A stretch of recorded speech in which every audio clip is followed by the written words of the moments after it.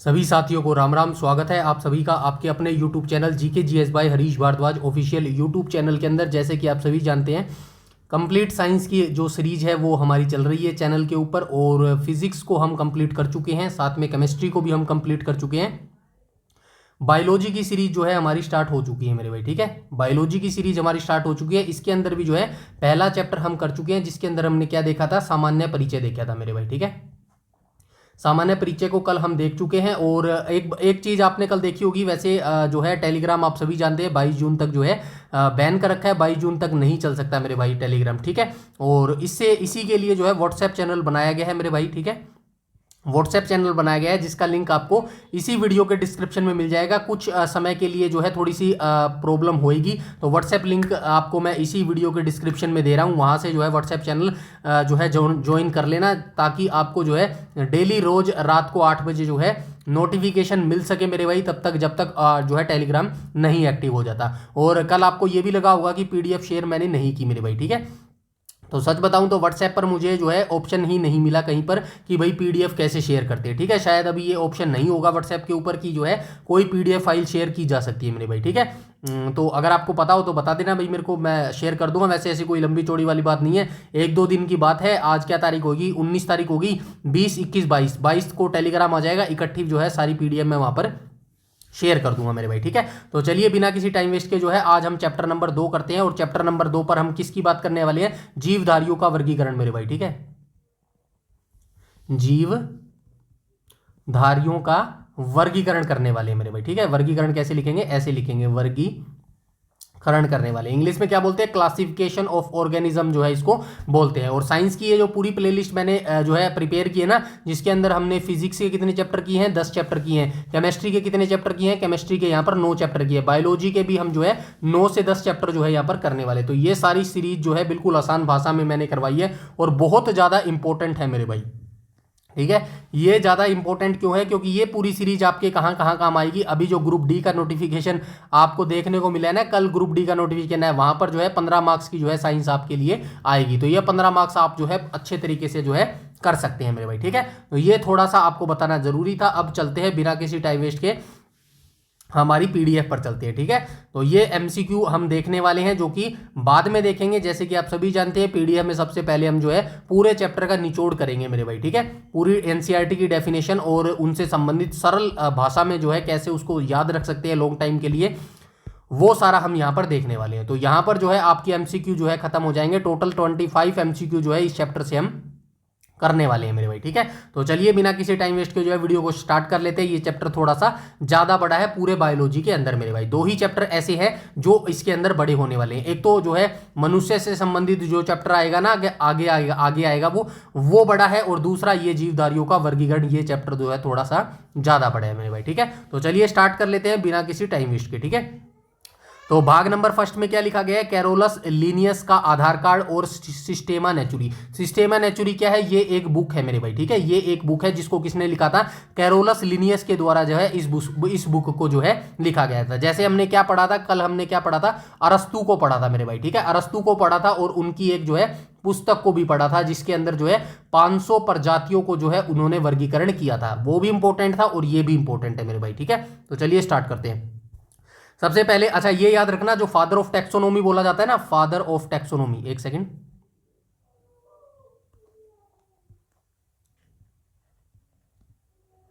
Father of taxonomy, तो ये किसको बोला जाता है, कल भी हमने पढ़ा था। तो किसको बोला जाता है, कैरोलस लिनियस को बोला जाता है, ठीक है। कैरोलस लिनियस इसको बोला जाता है मेरे भाई। आई बात समझ में, चलिए आगे चलते हैं। अब देख लेते हैं। जैसे कि आप सभी जानते हैं, वैसे तो ये एनसीईआरटी की डेफिनेशन लिखी गई है और यहीं से आपके क्वेश्चन बन जाएंगे। डायरेक्ट आपको जो है रट्टा मारना है। लेकिन रट्टा क्या होता है, कई बार जो है रट्टा याद नहीं रहता, और लॉन्ग टाइम के लिए तो बिल्कुल भी याद नहीं रहता। बस इन्हीं चार लाइनों को जो है इंटरेस्टिंग, पूरे चैप्टर में आपका इंटरेस्ट बना रहे, पूरा चैप्टर आप अंत तक पढ़े, सिर्फ इसी के लिए जो है इन 4 लाइनों को मैंने जो है 6 से 7 लाइनों में जो है लिख दिया है, ताकि आपका इंटरेस्ट बना रहे मेरे भाई, ठीक है। तो चलिए आइए देख लेते हैं कैसे हमारा इंटरेस्ट बनेगा। सबसे पहले देखो एनसीईआरटी क्या बोलती है, एनसीईआरटी बोलती है कैरोलस लिनियस ने द्विनाम पद्धति की खोज की। 1 नंबर का क्वेश्चन सीधा यहां से बन गया। आपसे क्वेश्चन क्या पूछेगा, द्विनाम पद्धति की खोज जो है किसने की थी, तो कैरोलस लिनियस ने की थी मेरे भाई, ठीक है।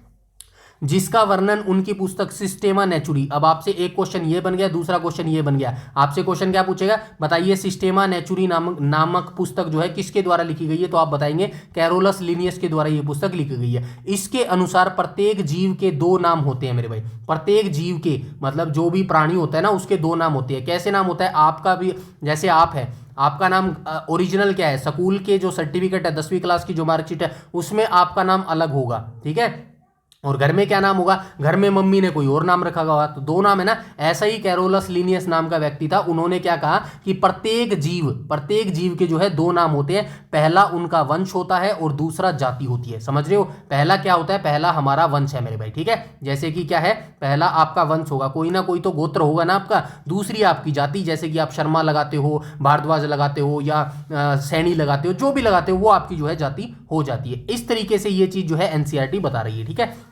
अब आगे चलते हैं। लीनियस को वर्गीकरण विज्ञान का फादर कहा जाता है, ये सभी आपको पता है, ऊपर मैंने बताया father of taxonomy Carolus Linnaeus को बोला जाता है। ये तो एनसीईआरटी बोल रही है। अब इन चार लाइनों को इंटरेस्टिंग तरीके से आप कैसे याद रखोगे, मैं हमेशा से बोलता हूं बहुत सारी चीजें आज के वर्तमान में कैसे याद रखती है, जब आपका दिमाग सिस्टमैटिक तरीके से चलता है, यानी कि सीन क्रिएट करता है, मन में एक कहानी बना लेता है ना, तो वो चीजें आपको लॉन्ग टाइम तक याद रहती है, या फिर मैं कहता हूं वो कभी भूलते ही नहीं हो। चलिए इसको स्टोरी कैसे बनाएंगे, ये देखो, ये स्टोरी मैंने बताई है, यहाँ पे देखो।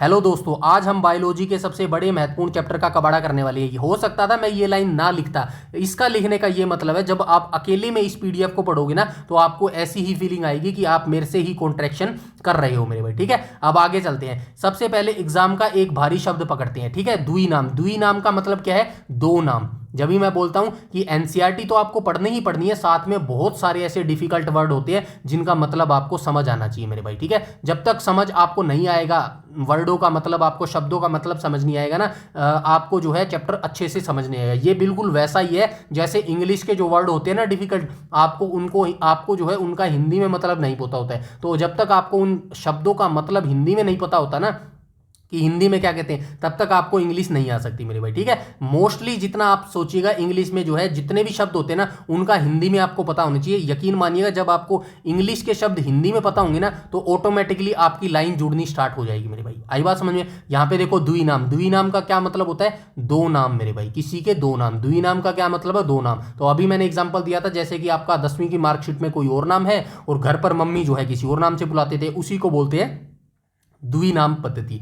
इसका करो सीधे पोस्टमार्टम। द्विनाम यानी कि दो नाम वाला सिस्टम। जैसे हमारे घरों में इंसान का एक नाम और एक सरनेम होता है, उपनाम होता है, वैसे ही कैरोलस लिनियस के नाम के वैज्ञानिक ने सजीव यानी कि जिनके अंदर जीवन होता है, अंतर्राष्ट्रीय आधार कार्ड बनाया। जैसे हमारा आधार कार्ड भारत का बना हुआ है ना, वैसे ही जो है इन्होंने जो है जीवों का जो है एक आधार कार्ड बनाया। आधार कार्ड किस तौर पर बनाया, उन्होंने कहा कि हर जीव के दो नाम होंगे मेरे भाई। इन्होंने जो जीवों का आधार कार्ड बनाया ना, आधार कार्ड किस नाम पर बताया, इन्होंने कहा कि हर जीव के दो नाम होंगे। पहला नाम तो उसके वंश यानी कि खानदान का होगा और दूसरा नाम उसकी जाति का होगा मेरे भाई। इन्होंने यह पूरी कहानी अपनी एक प्रसिद्ध किताब में लिखी जिसका नाम था सिस्टेमा नेचुरी। ये एक स्टोरी जो है अब आपके दिमाग में क्रिएट हो गई है। अब आप ऐसे जो है मोस्टली चीजें जो है याद रखोगे और लॉन्ग टाइम तक याद रखोगे मेरे भाई, ठीक है। तो ऐसे ही चीजें की गई है, कुछ भी मैंने किया, कुछ भी मैंने नहीं किया, बस जो एनसीईआरटी की चीजें थी ना उनको जो है सरल भाषा में कर दिया, मुश्किल शब्दों को जो है आसान भाषा में तोड़ दिया मेरे भाई,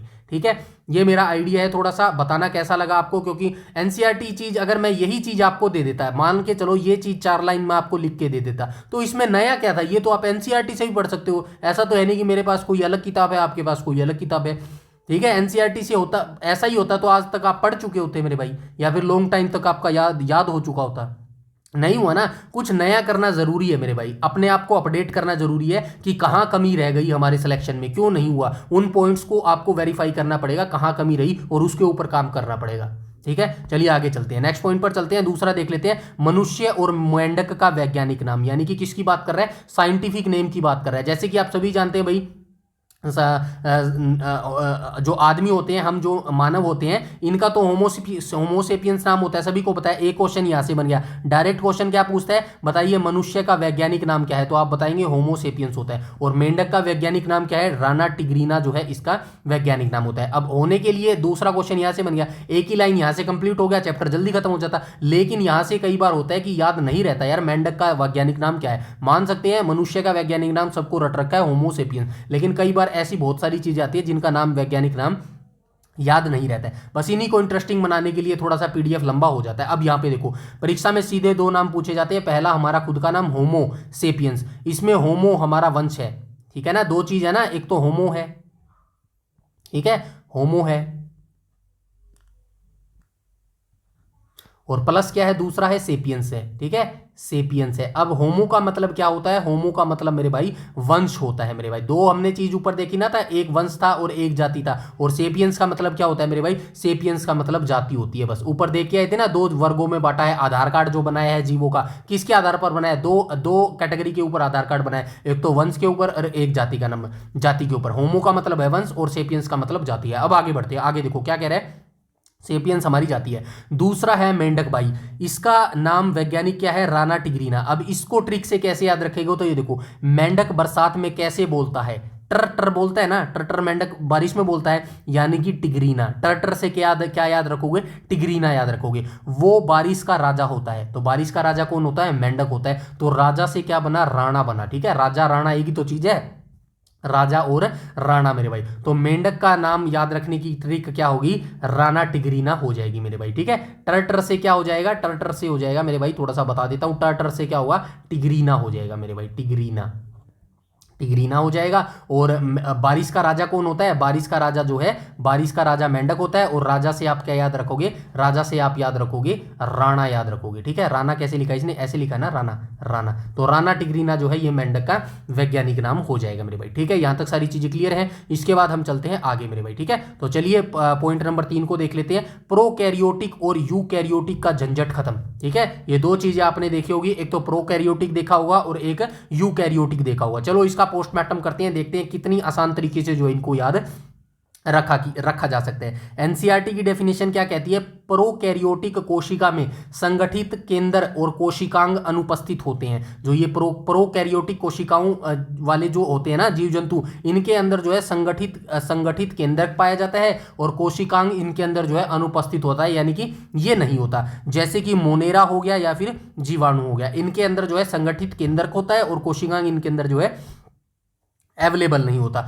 उसी तरह यूकैरियोटिक कोशिकाओं में क्या होता है, सुस्पष्ट केंद्रक होता है और जटिल कोशिकांग उपस्थित होते हैं, जैसे कि प्रोटिस्टा, ठीक है, प्रोटिस्टा, कवक और पादप जंतु। अब देखो इस चीज को लग रहा है ना, मुश्किल लग रहा है ना, कैसे रट्टा मारे, रट्टा मार के जो है मोस्टली चीजें यहां से भूल जाओगे। अब इसका जो है बिल्कुल आसान भाषा में मैंने यहां पे कर दिया, ये देखो। पूरी बायोलॉजी में ये दो शब्द बच्चों को सबसे ज्यादा डराते हैं। आज इनका ऐसा पोस्टमार्टम करेंगे जो आप कभी नहीं भूलोगे। तो चलिए स्टार्ट कर लेते हैं, यहां से पहला देखते हैं। पहला शब्द हमने क्या देखा था, प्रोकैरियोटिक देखा था ना, प्रोकैरियोटिक। इसमें देखो प्रो आ रहा है, एक शब्द क्या आ रहा है इसमें आ रहा है, एक शब्द प्रो आ रहा है मेरे भाई, ठीक है। एक शब्द आ रहा है परो, परो का मतलब समझो यानी कि पुराना।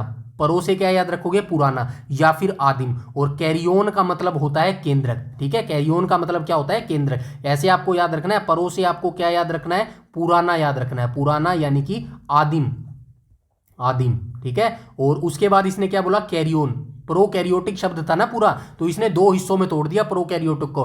प्रोकैरियोटिक में परो को अलग निकाल लिया और इसने दूसरा क्या निकाल लिया, कैरियोन निकाल लिया, ठीक है। कैरियोन का मतलब क्या होता है, तो कैरियोन का मतलब मेरे भाई केंद्रक होता है, ठीक है, केंद्रक होता है। बस मिल गई बात, यही तो चीज कह रहा था, यही चीज कह रहा था। यानी कि ऐसी पुरानी कोशिका जिसका केंद्रक दिल अभी पूरी तरह बना ही नहीं है, वो बिल्कुल अधूरी और सिंपल है, जैसे हमारी बैक्टीरिया और जीवाणु मेरे भाई। इस कैटेगरी में यानी कि प्रोकैरियोटिक की कैटेगरी में बैक्टीरिया और जीवाणु आते हैं। यहीं पे ऐसा लिखा गया है देखो, जैसे कि मोनेरा और जीवाणु जो है ये प्रोकैरियोटिक जो है इसके अंतर्गत, इस जो है ग्रुप के अंतर्गत आते हैं। अब देख लेते हैं यूकैरियोटिक, दूसरा शब्द क्या था, यूकैरियोटिक था, इसको देख लेते हैं। इसमें यू का मतलब क्या होता है, यू यानी कि आप और हम मेरे भाई, ठीक है। यू का मतलब क्या होता है, आप और हम मेरे भाई।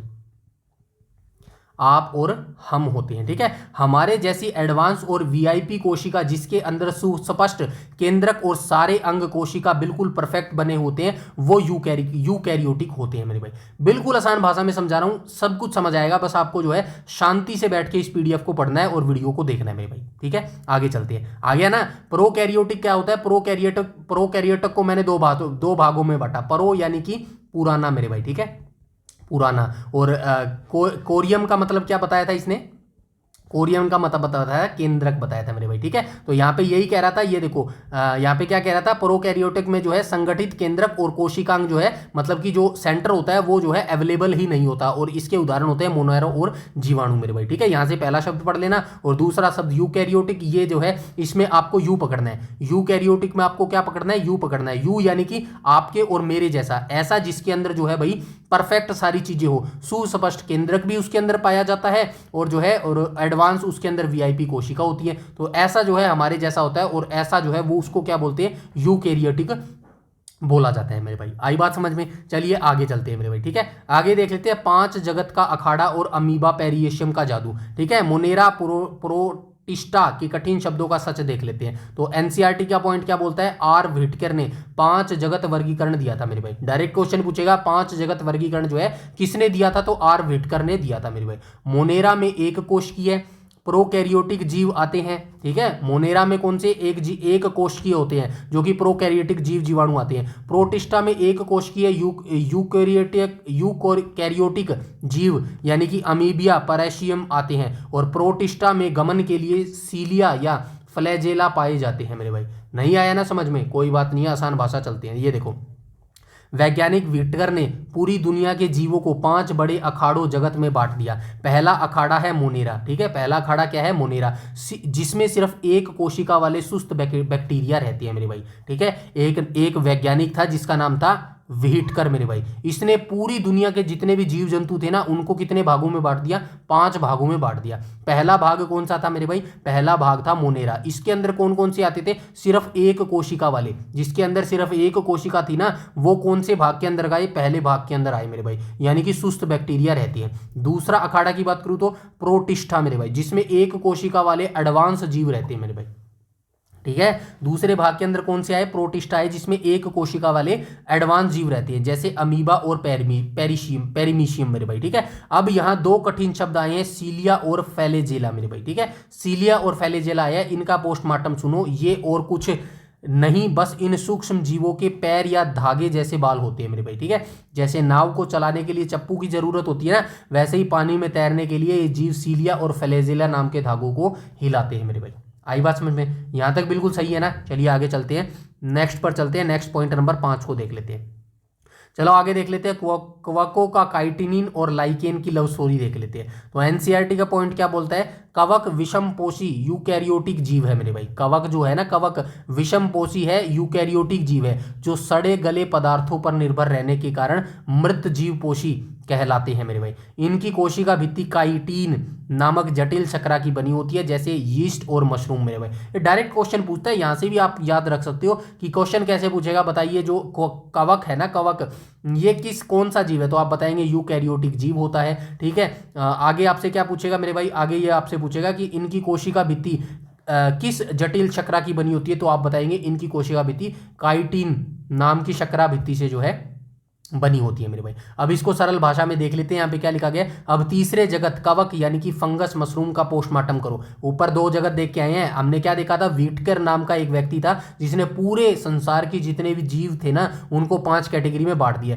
पहले 2 ऊपर देख के आ चुके हैं, ये तीसरे की बात कर रहा है। अब तीसरे जगत कवक यानी कि फंगस की बात कर रहा है। मशरूम का पोस्टमार्टम करो। कवक अपना खाना खुद नहीं बनाता है मेरे भाई। जो कवक होता है ना, कवक, वो अपना खाना खुद नहीं बनाता है। ये हमेशा मरी हुई सड़ी गली चीजों पर उगते हैं मेरे भाई। जो सड़ी गली चीजें होती है ना, उन्हीं के ऊपर जो है क्या उगते हैं? कवक उगते हैं मेरे भाई। इसीलिए इन्हें विज्ञान में जो है मृतोपजीवी यानी कि मृत जीवों पर जीने वाले कहते हैं मेरे भाई। ठीक है, एग्जाम का सबसे पुराना सुपरहिट सवाल सुनो। कवकों के बाहर जो मजबूत सुरक्षा दीवार, कवक होती है ना, कवक, जो उनके बाहर जो मजबूत सुरक्षा दीवार कोशिका भित्ति होती है, वो किस केमिकल की बनी होती है? काइटिनिन की बनी होती है। ये देखो, अभी हम देख के आए थे ना, काइटिनिन। ये जरूर याद रखना, ये क्वेश्चन पूछता है मेरे भाई।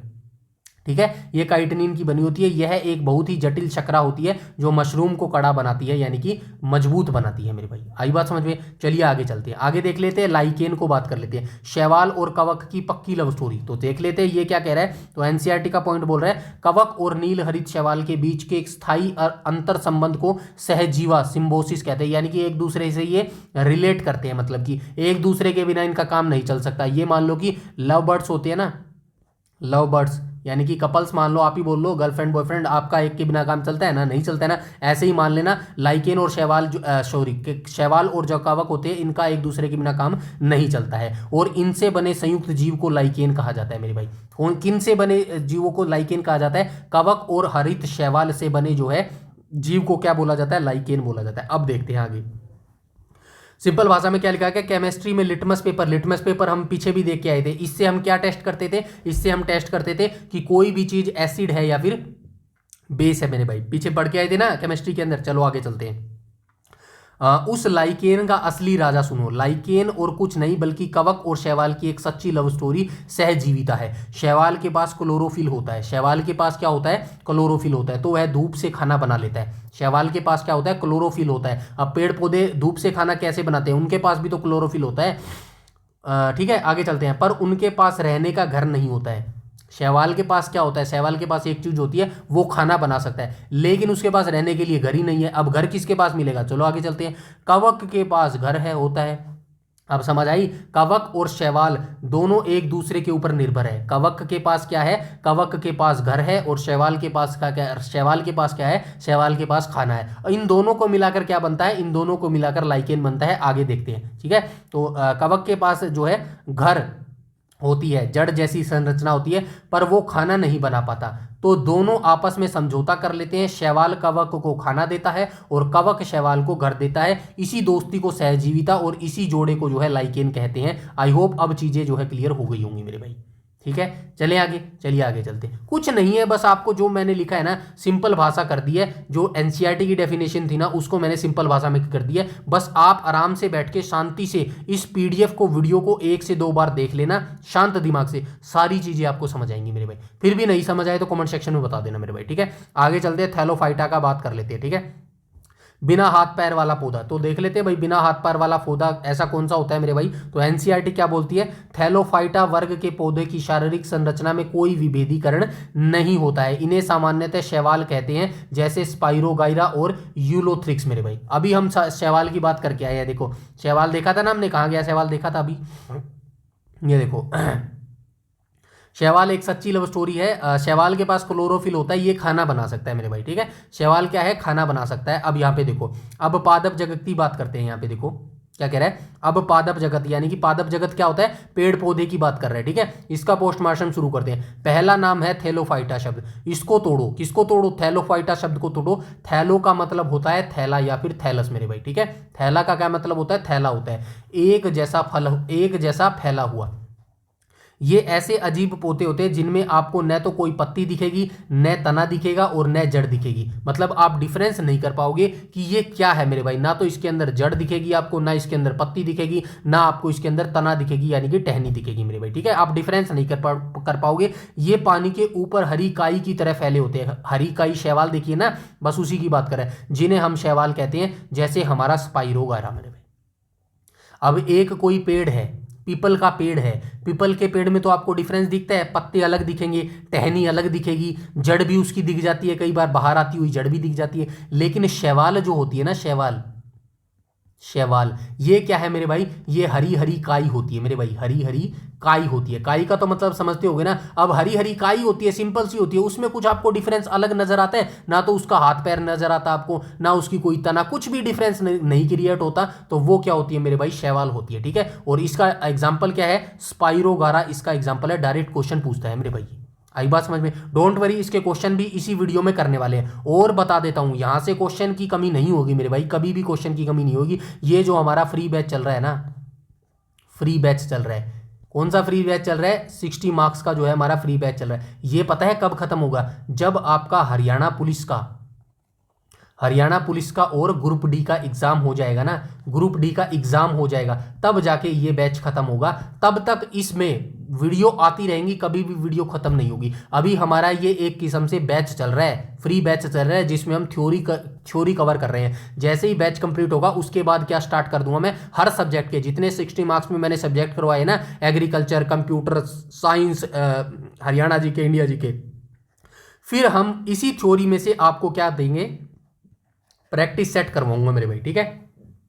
उम्मीद करता हूं तब तक आपके एग्जाम हो जाएंगे, नहीं भी होगा तो कोई दिक्कत वाली बात नहीं है, और बढ़ा दूंगा मेरे भाई। बस आई बात समझ में। इसीलिए एक बार थ्योरी पढ़नी जरूरी है, ये सारी चीजें आपके आंखों के आगे से निकलनी जरूरी है मेरे भाई। ब्रायोफाइटा को देख लेते हैं, पादप जगत के मेंढक होते हैं ये मेरे भाई, ठीक है। पादप जगत के ये मेंढक होते हैं। ऐसा क्यों बोला गया पादप जगत के मेंढक होते हैं? मेंढक क्या होता है मेरे भाई, किसी को पता है मेंढक क्या होता है? मेंढक क्या होता है? मेंढक क्या होता है, जमीन पर भी रह सकता है और पानी के अंदर भी रह सकता है मेरे भाई, इसीलिए इसको क्या बोलता है, एम्फीबियन बोला जाता है। और पेड़ पौधों की कैटेगरी में ऐसा ब्रायोफाइटा होता है मेरे भाई, ठीक है।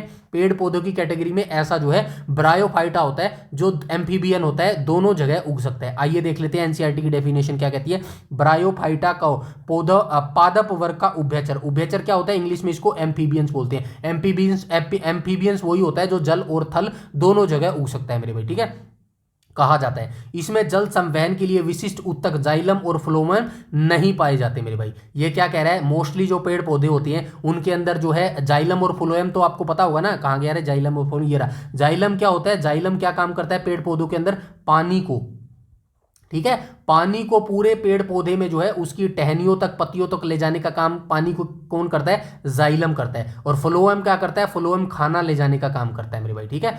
फ्लोएम क्या करता है, खाना ले जाने का काम करता है। आई होप ये सारी चीजें आपको पता होगी। अब आगे चलते हैं, देख लेते हैं इसका सरल भाषा में क्या बोला गया है। ब्रायोफाइटा को पादप जगत का उभयचर मेंढक क्यों कहते हैं, क्योंकि जैसे मेंढक जमीन और पानी दोनों पर रह सकता है, वैसे ही वैसे ही ये पौधा कौन सा, ब्रायोफाइटा नाम का, जमीन पर है। इन्हें बच्चे पैदा करने के, जनन के लिए पानी की सख्त जरूरत होती है। इसमें पानी को ऊपर चढ़ाने के लिए कोई नसें या पाइपलाइन नहीं होती है।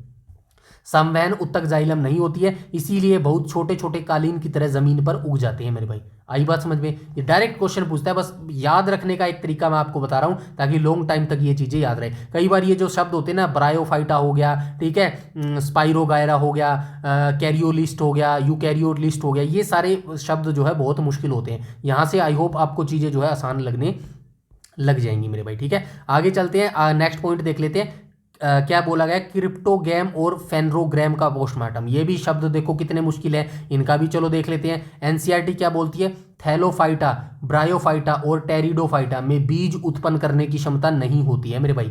ये जो पेड़ पौधे होते हैं ना इस कैटेगरी के, थैलोफाइटा कैटेगरी के, ब्रायोफाइटा कैटेगरी के, टेरिडोफाइटा कैटेगरी के, इन पौधों के अंदर जो है बीज उत्पन्न नहीं कर सकते। ये पौधे क्या होते हैं, बीज उत्पन्न नहीं कर सकते, इसीलिए इनको क्रिप्टोगैम कहते हैं मेरे भाई। इसका अपोजिट सिंपल ये हो जाएगा, जो पेड़ पौधे बीज उत्पन्न कर सकते हैं उनको क्या बोला जाएगा, उनको जो है फेनरोग्राम बोला जाएगा। ये देखो, बीज उत्पन्न करने वाले पौधों को फेनरोग्राम बोला जाता है। बस सिंपल सी बात है। अब इसका सिंपल भाषा में देख लेते हैं क्या लिखा गया है। पेड़ पौधों को वैज्ञानिकों ने दो और भारी शब्दों में बांटा है, एक तो क्रिप्टोग्राम और एक फेनरोग्राम। सिंपल सा याद रखना है, क्रिप्टोग्राम वे पौधे होते हैं जो है बीज उत्पन्न नहीं कर सकते, ठीक है, बीज उत्पन्न नहीं कर सकते मेरे भाई, ठीक है, नहीं कर सकते मेरे भाई। इसके अपोजिट जो है फेनरोग्राम क्या होता है, ये बीज जो है उत्पन्न कर सकते हैं। इनका संधि विच्छेद सुनो, क्रिप्टो का मतलब होता है छुपा हुआ मेरे भाई, ठीक है, क्रिप्टो का मतलब होता है छुपा हुआ यानी कि गुप्त मेरे भाई, ठीक है। जैसे क्रिप्टो करेंसी होती है, क्रिप्टो करेंसी तो देखी होगी ना, वो कभी एग्जिस्ट नहीं करती,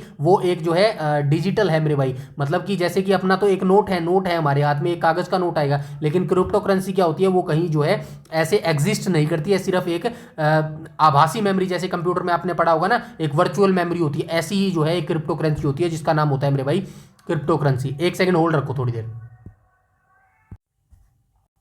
चलिए आगे चलते हैं, ठीक है। अच्छा ये रह गया था ना, कोई बात नहीं, इसको देख लेते हैं। जिन पौधों के फूल पत्ती छुपे होते हैं और जिनमें कभी बीज नहीं बनते, जैसे कि क्रिप्टो हो गया, उनको क्या बोला जाता है, क्रिप्टोगैम हो गया। और फेनेरो का मतलब होता है सुस्पष्ट या दिखने वाला, यानी वे एडवांस पौधे जो शान से फूल उगाते हैं और बीज पैदा करते हैं, उन्हें फेनरोग्राम बोला जाता है मेरे भाई। आई बात समझ में। चलिए आगे चलते हैं, ठीक है। ऐसे ही याद रखने, बस आपको इंटरेस्ट बनाने के लिए ये चीजें की गई हैं। आगे चलते हैं। अब दो शब्द और आपने पढ़े होंगे, एक तो जिम्नोस्पर्म पढ़ता है, जिम्नोस्पर्म पढ़ा होगा, और एक एंजियोस्पर्म पढ़ा होगा। चलिए एंजियोस्पर्म बाद में पढ़ेंगे, पहले जिम्नोस्पर्म देख लेते हैं। बिना छिलके वाला नग्न बीज होता है मेरे भाई, ठीक है, बिना छिलके वाला नग्न बीज। चलो देख लेते हैं एनसीईआरटी क्या बोलती है। जिम्नोस्पर्म ग्रीक शब्द जिन्मो नग्न और स्पर्म बीज से बना है मेरे भाई। जिन्मो का मतलब क्या होता है, नग्न, नग्न यानी कि बिना कपड़े पहने वाला, ठीक है, और स्पर्मा का मतलब क्या होता है, बीज होता है मेरे भाई। इन्हीं दोनों शब्दों से मिलकर क्या बना है, इन्हीं दोनों शब्दों से मिलकर बना है जिम्नोस्पर्म मेरे भाई, ठीक है, जिम्नोस्पर्म होता है। ये पौधे बहुवर्षीय, सदाबहार और काष्ठीय होते हैं, जैसे कि पाइन्स और साइकस मेरे भाई। उदाहरण भी दे रहा है ये, ठीक है। चलिए अब चलते हैं आगे, सरल भाषा में देख लेते हैं। अब फेनरोग्राम का पहला बेटा है मेरे भाई, ठीक है। फेनरोग्राम हमने देखा था ना, ऊपर देखा था। फेनरोग्राम क्या होता है मेरे भाई, फेनरोग्राम वो होता है जो मेरे भाई बीज उत्पन्न करता है, ठीक है, जो बीज उत्पन्न करता है, ठीक है। अब देख लेते हैं भाई, फेनरोग्राम के भी लड़के बच्चे होते हैं, तो ये देखो फेनरोग्राम का पहला बेटा है जिसका नाम है जिम्नोस्पर्म। ऑब्वियसली बात है, फेनरोग्राम का दूसरा बेटा कौन होगा, एंजियोस्पर्म होगा, जो नीचे देखेंगे। शब्द का पोस्टमार्टम करो। जिम्नो, जिम्नो का मतलब क्या है, नंगा या फिर नग्न, और स्पर्मा का मतलब क्या होता है, बीज मेरे भाई, ठीक है। यानी कि इनके बीजों के ऊपर फल का कोई छिलका या कवर नहीं होता है मेरे भाई, ठीक है। इनके फल के ऊपर, जो बीजों के ऊपर जो है कोई भी जो है छिलका या फिर कवर नहीं होता है। इनके बीज बिल्कुल नग्न अवस्था में बाहर लटके होते हैं। ये पहाड़ों पर पाए जाने वाले बड़े बड़े सदाबहार और कड़े लकड़ी वाले पेड़ होते हैं, जैसे कि साबूदाना हो गया, जिससे बनता है वो साइकस, और चीड़ का पेड़ यानी कि पाइन्स मेरे भाई। आई बात समझ में, बिल्कुल सरल भाषा में लिखा गया, कुछ भी ऐसा नहीं लिखा जो आपको समझ ना आए मेरे भाई, ठीक है। आगे चलते हैं, ये देखो एंजियोस्पर्म, एंजियोस्पर्म आ गया ना, इसका छिलका और एक बिचित्री का रेशा। चलो आगे चलते हैं। फलों के अंदर बंद तिजोरी, चलो देख लेते हैं। वो खुला था, ये बंद है, एक दूसरे के अपोजिट है। बस एनसीईआरटी क्या बोलती है, एंजियोस्पर्म ग्रीक शब्द एंजियो ढका हुआ और स्पर्मा बीज से बना है। इन्हें पुष्पी पादप भी कहते हैं। इनके बीज फलों के अंदर ढके होते हैं। ऊपर वाले अभी हमने देखे, जिम्नोस्पर्म का क्या था, ये खुला हुआ था, इनके बीज के ऊपर कोई भी छिलका नहीं था, और इनके बीज के ऊपर छिलका है, ये ढके हुए हैं, बस सिंपल सी बात है। ये देखो, जिम्नोस्पर्म के बाद उसका सगा भाई आता है जिसका नाम है एंजियोस्पर्म। इस भारी शब्द को करो तुरंत पोस्टमार्टम। एंजियो का मतलब होता है ढका हुआ, बंद तिजोरी, और स्पर्मा का मतलब होता है बीज, यानी कि इनके बीज नंगे नहीं घूमते, ये फलों के अंदर मलाईदार छिलके से पूरी तरह ढके होते हैं। दुनिया के जितने भी सुंदर फूल देने वाले पौधे होते हैं पुष्पी पादप होते हैं, जैसे कि आम हो गया, अमरूद हो गया, मटर हो गया, वे सब इसी खानदान के होते हैं मेरे भाई। पता चला, मटर जो आप छीलते हो, मटर के अंदर दाने होते हैं ना छोटे छोटे, वो उसका बाहर का कवर ही तो होता है, तो वो किस कैटेगरी में आता है, वो एंजियोस्पर्म की कैटेगरी में आता है मेरे भाई, ठीक है। आगे चलते हैं मेरे भाई, ठीक है। अब देख लेते हैं एक बीजपत्री, देख लेते हैं एक बीजपत्री, यानी कि एक बीजपत्री बनाम द्विबीजपत्री की नसों का राज। तो एनसीईआरटी क्या बोलती है, एक बीजपत्री की पत्तियों में समांतर शिरा विन्यास और जकड़ा जड़ें होती हैं, जैसे कि गेहूं हो गया, मक्का हो गया। द्विबीजपत्री यानी कि डाइकोट में जालिकावत शिरा विन्यास और मूसला जड़ें होती है, जैसे सरसों और मटर की मेरे भाई। चलो सरल भाषा में देख लेते हैं। परीक्षा में सीधे अंतर पूछा जाता है, एंजियोस्पर्म के दो बेटे, एक बीजपत्री और द्विबीजपत्री। यहां से क्वेश्चन पूछता है, तो चलो देख लेते हैं। एक बीजपत्री को मैंने सरल भाषा में लिख दिया, जिसके बीज के दो टुकड़े नहीं किए जा सकते। सिंपल सी बात है, जैसे चावल या मक्का। इनकी पत्तियों को ध्यान से देखोगे तो उनकी नसें बिल्कुल सीधी रेल की पटड़ी जैसी होती है, जैसे विज्ञान में समांतर शिरा विन्यास कहते हैं। इनकी जड़ें भी धागे जैसी बिखरी जकड़ा होती है मेरे भाई, ठीक है। एक बीजपत्री का क्या मतलब है, जिसके दो टुकड़े नहीं किया जा सकते, वो एक बीजपत्री होता है मेरे भाई, ठीक है, जैसे कि चावल और मक्का मेरे भाई। आगे चलते हैं, द्विबीजपत्री को देख लेते हैं। जिस बीज के आराम से दो बराबर दाल जैसे टुकड़े हो जाए, ठीक है, जैसे चना या मटर। इनकी पत्तियों की नसें पीपल के पत्ते जैसी जाले की तरह बुनी होती है। आपने पीपल का पेड़ का पत्ता देखा है, ऐसे ऐसे जो है पीपल का पेड़ का पत्ता होता है मेरे भाई, ठीक है, ऐसे पीपल का पेड़ का पत्ता होता है, और ऐसे ऐसे उसकी नसें बनी होती है, उसी की बात कर रहा है। जाली तरह नुमा होती है, जिसे जालिकावत शिरा विन्यास कहते हैं। इनकी मुख्य जड़ सीधी जमीन के नीचे जाती हैं, जिसे मूसला जड़ कहते हैं मेरे भाई। आई बात समझ, थोड़ा छोटा सा डिफरेंस है, ध्यान से पढ़ोगे तो समझ आएगा मेरे भाई, ठीक है। आगे चलते हैं, चलिए आगे चलते हैं, भाग 8 को देख लेते हैं। पेरिफेरा के छेद और सेलिएंट्रा का मूंगा कोरल देख लेते हैं। पेरिफेरा छेद वाले समुद्री स्पंज को देख लेते हैं। एनसीईआरटी क्या बोलती है, पेरिफेरा का अर्थ है छिद्र युक्त जीवधारी, मतलब कि ऐसा जीव जंतु जिसके अंदर छिद्र होते हैं, मतलब कि कोई ऐसा जीव है उसके अंदर ऐसे ऐसे छिद्र पाए जाएंगे मेरे भाई, ठीक है, पेरिफेरा कहलाता है। ये अचल जीव है जो आधार से चिपके रहते हैं मेरे भाई। इनमें नाल प्रणाली पाई जाती है, कैनाल सिस्टम इनके अंदर पाया जाता है। इन्हें सामान्यतः स्पंज कहते हैं, जैसे कि साइकान हो गया और स्पॉन्जिला हो गया मेरे भाई, ठीक है। तो सरल भाषा देख लेते हैं क्या बोलती है। अब हम कदम रखते हैं जंतु जगत के ऊपर, ठीक है।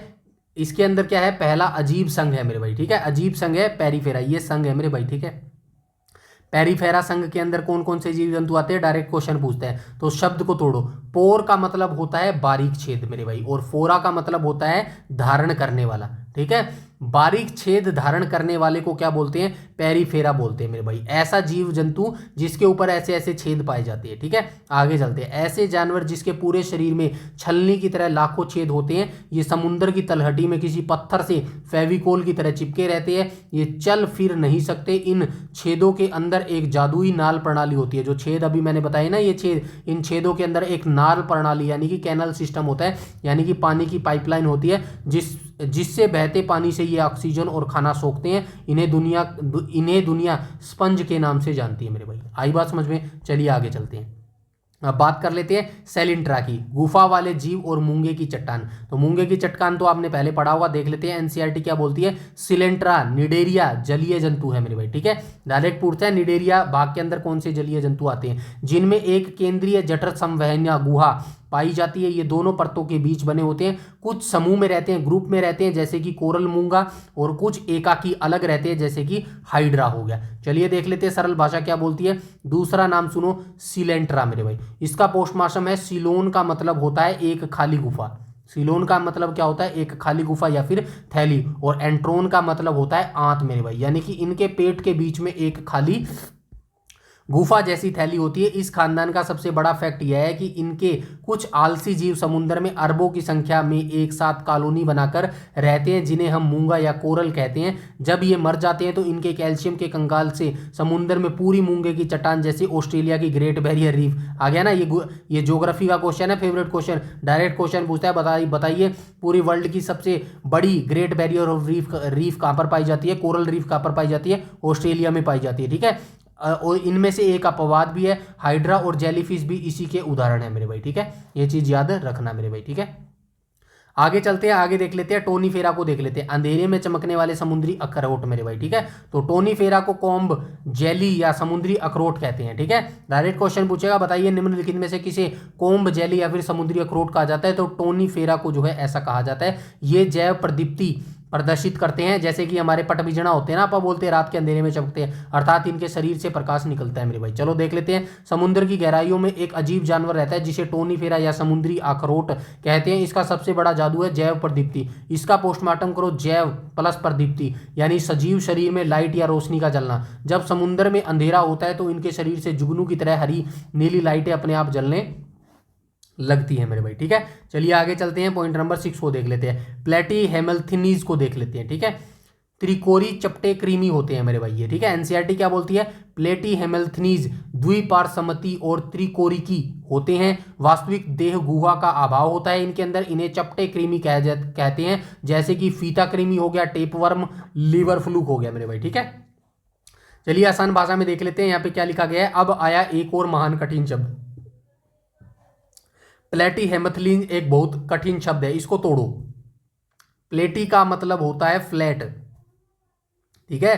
प्लेटी का मतलब, प्लेट कैसी होती है, प्लेट आपकी ऐसी ही तो होती है, ठीक है। नीचे से क्या होती है, फ्लैट होती है मेरे भाई, चपटा जैसे प्लेट होती है। और हेमिलिथ का मतलब क्या होता है, कीड़ा होता है। हेमिलिथ का मतलब क्या होता है, कीड़ा होता है, यानी पापड़ की तरह बिल्कुल चपटे कीड़े, जिन्हें फीता कृमि या फिर टेप वर्म कहते हैं। ये इंसानों और सुअरों के पेट में परजीवी बनकर रहते हैं मेरे भाई। यहाँ एक भारी शब्द आया है त्रिकोरिकी। तो त्रिकोरिकी का मतलब भी आपको पता होना चाहिए, क्या होना चाहिए। इसका पोस्टमार्टम है 3 प्लस कोरिकी, यानी कि जिनका शरीर कोशिकाओं की 3 परतों यानी कि बाहरी, मध्य और अंतःकारिका से मिलकर बना होता है, यानी कि ये अंदर से थोड़े मजबूत होने लगते हैं मेरे भाई, ठीक है। आई बात समझ में। आगे चलते हैं, पॉइंट नंबर 7 को देख देते हैं। निम्टोडा को देख लेते हैं मेरे भाई। पेट के कूट सिलोम वाले गोल कीड़े होते हैं ये, ठीक है। चलो इसको देख लेते हैं फटाफट से। थोड़ा सा और रह गया, कोई नहीं, इसको भी फटाफट से खत्म करते हैं। निम्टेडा, एनसीईआरटी क्या बोलती है, निम्टेडा का शरीर बेलनाकार होता है मेरे भाई। कैसा होता है, बेलनाकार। बेलनाकार देखा है ना, बेलना। इनकी देह गुहा को कूटसिलोम कहते हैं, ठीक है। इनकी देह गुहा को क्या बोला जाता है, कूटसिलोम बोला जाता है। ये परजीवी होते हैं, जैसे कि गोल कृमि हो गया, एस्केरिस या फिर फाइलेरिया कृमि हो गया मेरे भाई। सरल भाषा में देख लेते हैं, चपटे कीड़ों के बाद आते हैं इनका नंबर, यानी कि किनका नंबर, निम्टोड़ा का नंबर किसके बाद आता है, चपटे कीड़ों के बाद आता है। निम्टोड़ा यानी कि गोल गोल पाइप जैसे कीड़े होते हैं, ऐसे ऐसे कीड़े होते हैं, ठीक है। छोटे बच्चों के पेट में जो सफेद रंग के कीड़े पड़ जाते हैं, हम कहते हैं ना कि छोटे बच्चे कई बार खाना खाना छोड़ देते हैं, उनके पेट में जो है कीड़े पड़ जाते हैं, जिन्हें हम गोल कृमि या फिर एस्केरिस कहते हैं, वो इसी खानदान के हैं। एग्जाम का सबसे फंसाने वाला शब्द सुनो, कूटसिलोम मेरे भाई, ठीक है। पोस्टमार्टम करो कूटसिलोम का। कूट का मतलब होता है नकली या झूठा, और सिलोम का मतलब होता है पेट की खाली गुहा, ठीक है। इनको मिलाओगे तो यानी इनके शरीर के अंदर खाली जगह तो दिखती है, पर वो असली पेट की गुहा नहीं होती है, वो एक नकली थैली जैसी होती है मेरे भाई, ठीक है। आगे चलते हैं, आगे देख लेते हैं केचुओं के छल्ले और आर्थ्रोपोडों का खुला खून मेरे भाई, ठीक है। तो एनसीईआरटी क्या बोलती है, एनेलिडा द्विपार्श्व समिति त्रिकोरिकी और वास्तविक देह गुहा वाले होते हैं। इनका शरीर सिर से पूंछ तक खंडित यानी कि सेगमेंटेड होता है, जैसे कि केचुआ और जोक हो गया। इनको तो आपने देखा होगा, केचुआ और जोक को तो आपने देखा होगा मेरे भाई, ठीक है। सरल भाषा में देख लेते हैं, किसानों के सबसे अच्छे मित्र, ये एग्रीकल्चर में क्वेश्चन पूछा जाता है मेरे भाई, ठीक है। एग्रीकल्चर में डायरेक्ट क्वेश्चन पूछता है, हरियाणा पुलिस में बहुत बार पूछ चुका है, आगे भी पूछ सकता है। बताइए किसानों का अच्छा सबसे अच्छा मित्र किसे बोला जाता है, तो केचुए को बोला जाता है। का संघ परीक्षा में बहुत बार आता है, केचुए का संघ एनालिडा है मेरे भाई, ये भी याद रखना। दो क्वेश्चन यहाँ से आपको याद रखने हैं। पहला ये, किसानों का सबसे अच्छा मित्र कौन होता है, केचुआ होता है, और ये किस संबंध से संबंधित रखता है, तो इसके संघ को जो है एनालिडा कहा जाता है। एनालास का लैटिन में मतलब होता है एक छोटा छल्ला या रिंग। केचुओं को ध्यान से देखोगे तो उसके शरीर छोटे छोटे सैकड़ों छल्ले से जुड़कर बना होता है, जिसे विज्ञान में खंड युक्त शरीर कहते हैं। नदी में मिलने वाली खून चूसने वाली जोंक भी इसी एनालिडा संघ की वीआईपी सदस्य है, जिसके पास असली देह गुहा होती है मेरे भाई, ठीक है। यहां तक चलिए आगे चलते हैं, आगे देख लेते हैं आर्थ्रोपोडा को देख लेते हैं मेरे भाई, ठीक है। एनसीईआरटी क्या बोलती है, आर्थ्रोपोडा जंतु जगत का सबसे बड़ा संघ है मेरे भाई, ठीक है। आर्थ्रोपोडा जो है ना, आर्थ्रोपोडा ये जंतु जगत का सबसे बड़ा संघ है मेरे भाई। इसमें खुला परिसंचरण तंत्र पाया जाता है, और इनकी रक्त से भरी देह गुहा हीमोसिलीन कहलाती है। इसमें जुड़े हुए पैर पाए जाते हैं, जैसे झींगा हो गया, तितली हो गया, काकरोच हो गया, बिच्छू हो गया, मकड़ी हो गया। ये सभी किस संघ से संबंधित रखते हैं, ये सभी आर्थ्रोपोडा से संबंधित रखते हैं मेरे भाई, ठीक है। आर्थ्रोपोडा संघ से ये संबंधित रखते हैं। ऐसे ही क्वेश्चन पूछता है, बताइए निम्नलिखित में से कौन सा जो है जंतु किस संघ से संबंध रखता है, ऐसे ही क्वेश्चन पूछता है मेरे भाई, ठीक है। सरल भाषा में देख लेते हैं, इस पूरे चैप्टर का सबसे बड़ा डोन सुपरहिट टॉपिक है, जिसको आर्थ्रोपोडा कहा जाता है। पूरी दुनिया के जंतु जगत का सबसे बड़ा खानदान संघ यही है, जिसका नाम है आर्थ्रोपोडा। दुनिया के 80% कीड़े मकोड़े इसी में आते हैं। शब्द का पोस्टमार्टम करो। आर्थो का मतलब क्या होता है, जुड़ा हुआ, ठीक है। आर्थो का क्या मतलब होता है, जुड़ा हुआ, जॉइंट। और आर्थराइटिस हड्डियों के जोड़ की बीमारी होती है मेरे भाई, ठीक है। जैसे कि ऑर्थराइटिस, ये इसकी बात कर रहा है, आर्थो की बात। और पोड़ा का मतलब क्या होता है, पैर। पोड़ा का मतलब क्या होता है, पैर, यानी कि ऐसे कीड़े जिनके पैर सीधे नहीं होते, उनमें घुटने जैसे बहुत सारे जोड़ या फिर जुड़े हुए पैर होते हैं। इनमें हमारी नसों जैसा बंद खून नहीं बहता, इनका खून पूरे पेट में खुला बहता है, जिसे खुला परिसंचरण तंत्र। उस खून से भरे पेट को हीमोसिलीन कहते हैं। कॉकरोच, मक्खी, मच्छर, केकड़ा सब इसी के सदस्य हैं मेरे भाई। ये डायरेक्ट क्वेश्चन पूछता है, कॉकरोच पूछ लेगा, मक्खी पूछ लेगा, मच्छर पूछ लेगा, केकड़ा पूछ लेगा, आपसे पूछ लेगा बताइए निम्नलिखित में से किस संघ के जो है ये सदस्य हैं, तो आप क्या बताएंगे, आर्थ्रोपोडा सदस्य के जो है ये संघ के सदस्य हो जाएंगे मेरे भाई, ठीक है। आगे चलते हैं, पॉइंट नंबर 10 को देख लेते हैं। पॉइंट नंबर 10 क्या बोल रहे हैं, रोग फैलाने वाले कीड़ों का काला चिट्ठा। तो कई ऐसे भी जीव जंतु होते हैं जैसे कि रोग फैलाते हैं, जैसे कि काली मक्खी हो गई, सैंड फ्लाई हो गई। ये देखो, आइए देख लेते हैं क्या फैलाते हैं ये, जो है बीमारी फैलाते हैं, जैसे कि सैंड फ्लाई। एनसीईआरटी क्या बोलती है, सैंड फ्लाई से कालाजार फैलता है। डायरेक्ट पूछता है कालाजार जो बीमारी है या फिर ये रोग है किसके कारण फैलता है, सैंड फ्लाई, ठीक है, इसके कारण ये फैलता है। घरेलू मक्खी से हैजा टाइफाइड फैलता है। सीसा मक्खी से अफ्रीकन स्लीपिंग सिकनेस और मच्छर से मलेरिया, डेंगू, चिकनगुनिया, फाइलेरिया फैलता है। पीसू से पलोक फैलता है। ये डायरेक्ट क्वेश्चन बन रहे हैं मेरे भाई, यहाँ से 1 नंबर का क्वेश्चन कोई भी पूछ लेगा, बताइए निम्नलिखित में से किसकी वजह से ये रोग फैलता है मेरे भाई, ठीक है। तो चलिए देख लेते हैं आर्थ्रोपोडा के, ये सारे आर्थ्रोपोडा के अंदर आते हैं, याद रखना। आर्थ्रोपोडा के इसी सारणी में हर परीक्षा से सवाल पक्का फंसता है, देख लेते हैं मेरे भाई, ठीक है।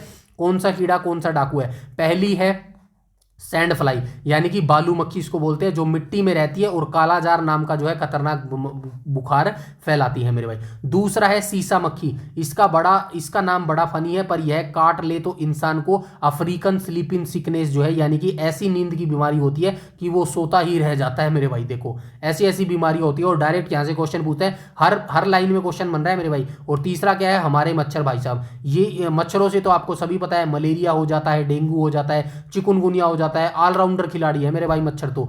चूहों पर रहने वाले पीशू जो चूहों के ऊपर बैठते हैं ना, चलो इसको आप कैसे याद रखोगे, चूहों, जैसे अपनी हरियाणा में भैंस है, भैंस के ऊपर क्या रहता है, चीचड़ रहता है ना, तो ऐसे ही चूहों के ऊपर क्या रहता है, पीशू रहता है मेरे भाई, पीशू। और ये काली मौत यानी कि प्लेग फैलता है मेरे भाई, इन्हीं के द्वारा जो है क्या फैलता है, प्लेग फैलता है मेरे भाई। ठीक है, आगे चलते हैं, कीट वर्ग और मकड़ी का अंतर देख लेते हैं। एनसीईआरटी क्या बोलती है, इंसेक्टा यानी कि कीट वर्ग, इसमें तीन जोड़े और 6 पैर होते हैं, जैसे कि मक्खी कॉकरोच हो गया मेरे भाई। एरेक्निडा वर्ग में 4 जोड़े होते हैं, 8 पैर होते हैं मेरे भाई। और बुक लंग्स में श्वसन होता है, जैसे मकड़ी बिच्छू हो गया। क्रेस्टेशियन जलीय होते हैं और 5 जोड़े पैर होते हैं, जैसे कि झींगा मछली हो गया। अब इसको सरल भाषा में देख लेते हैं, यह बायोलॉजी का सबसे बड़ा गूगली सवाल है, अच्छे बच्चे फेल हो जाते हैं। विज्ञान के नियम के अनुसार कीट इंसेक्ट केवल उसे कहते हैं जिनके पास फिक्स 3 जोड़ी, ठीक है, 3 जोड़े यानी कि 6 पैर हो मेरे भाई, जैसे कॉकरोच या मक्खी। लेकिन जो हमारी मकड़ी और बिच्छू है उनके पास 4 जोड़े यानी कि 8 पैर होते हैं, 2-2 पैर हो गए ना, 4 जोड़े यानी कि 8 पैर हो गए। इसीलिए मकड़ी कीट वर्ग इंसेक्टा में नहीं आती है, उसे एरेनिडिया वर्ग में जो है रखा जाता है। ये फेफड़ों से नहीं बल्कि किताबों के पन्नों जैसे दिखने वाले फेफड़ों बुक लंग्स से जो है सांस लेते हैं। पानी में रहने वाले झींगा और केकड़ों के पास जो है 10 पैर यानी कि 5 जोड़े होते हैं, जिन्हें क्रस्टेशियन कहा जाता है मेरे भाई। ठीक है, यहाँ तक सारी चीजें क्लियर है, आगे चलते हैं। आगे देख लो, पॉइंट नंबर 12 क्या बोल रहा है, मोलस्का की बात कर रहा है, मुलायम शरीर और ऑक्टोपस का कवच।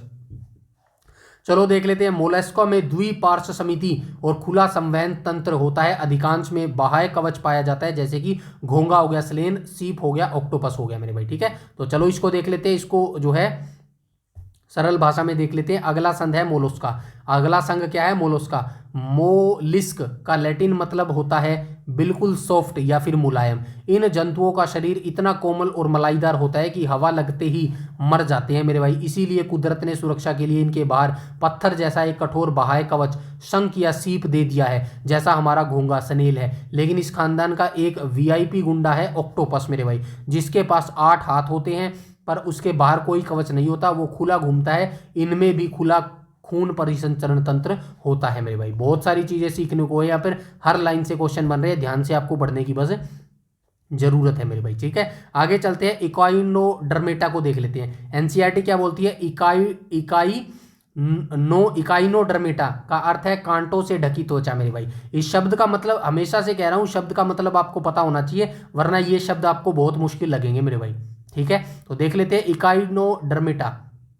ठीक है, इकाइनोडर्मेटा का अर्थ क्या होता है, ढकी हुई, कांटों से ढकी हुई त्वचा। ये समुद्री जीव है, इनमें विशिष्ट जल संवहन नाल तंत्र पाया जाता है, जो चालन में सहायक होते हैं, जैसे स्टारफिश हो गई, समुद्री अर्चिन होगी। ठीक है, इसका सरल भाषा देख लेते हैं। नॉन कॉर्डेटा का आखिरी संग सुनो, इकाइनोडर्मेटा होता है। शब्द का पोस्टमार्टम करो। इकाइनोस का मतलब होता है कंटीला चूहा या कांटे मेरे भाई, और डर्मा का मतलब होता है त्वचा, जैसे डर्मिकूल पाउडर त्वचा के लिए होता है। यानी कि ऐसे समुद्री जीव जिनकी पूरी चमड़ी पर कैल्शियम के नकूले कांटे उगे होते हैं। इनका सबसे बेस्ट उदाहरण है हमारी स्टारफिश, तारा मछली मेरे भाई। ठीक है, स्टारफिश के पास चलने के लिए पैर नहीं होते, इनके शरीर के अंदर एक जादुई जल संवहन नाल तंत्र होता है। यह पानी के प्रेशर को पाइपों में भरकर ट्यूब पैर की मदद से जो है समुद्र की रेत पर जो है रेंगती है मेरे भाई। ठीक है, आगे चलते हैं। कशेरुकी क्या, जीवों का दिल और उड़ने वाला चमगादड़ स्तनधारी देख लेते हैं। नेक्स्ट पॉइंट देख लेते हैं, पॉइंट नंबर 14 को देख लेते हैं। वर्टिब्रेटा क्या है, रीढ़ की हड्डी वाले कशेरुकी जीव।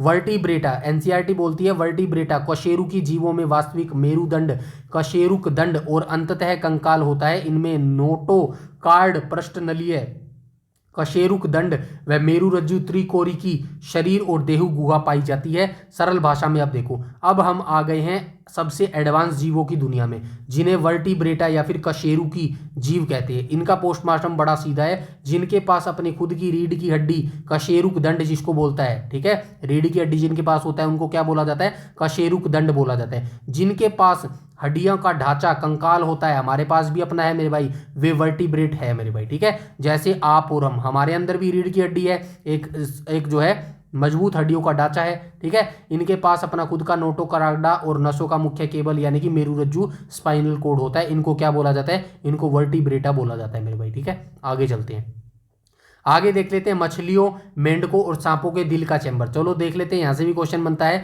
मत्स्य यानी कि मछलियां असमतापी होती है मेरे भाई, ठीक है। और हृदय द्विकक्षीय मतलब इनका जो हृदय दिल होता है वो 2 चैम्बर वाला होता है मेरे भाई, ठीक है। श्वसन क्लोम गिल्स से ये श्वसन लेती है। जल स्थल चरचल और सरीसृप का हृदय त्रिकक्षीय होते हैं मेरे भाई, ठीक है। जो सरीसृप होते हैं ना, रेप्टाइल होते हैं, ये 3 कक्षीय चैम्बर इनका जो है हृदय होते हैं। सरीसृप में मगरमच्छ का हृदय अपवाद स्वरूप 4 कक्षीय होता है मेरे भाई, ठीक है। एक अपवाद है मेरे भाई, जो मगरमच्छ होता है ना, इनका हृदय जो है 4 कक्षीय होता है मेरे भाई, ये याद रखना, ठीक है।